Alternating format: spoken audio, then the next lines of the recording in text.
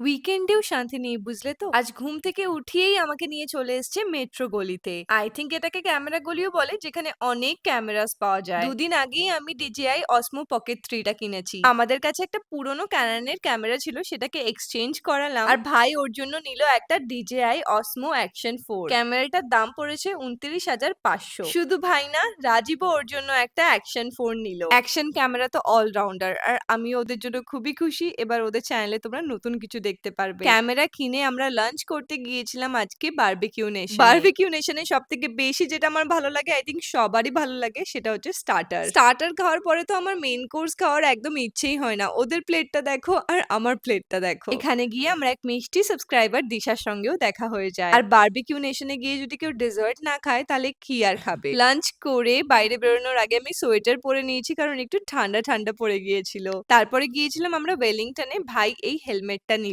Camera তো কিনে নিয়েছি, এবার শুট করতে হবে অনেক ভালো ভালো কন্টেন্ট। আর তোমরা কিন্তু আমাদের পাশে থেকো।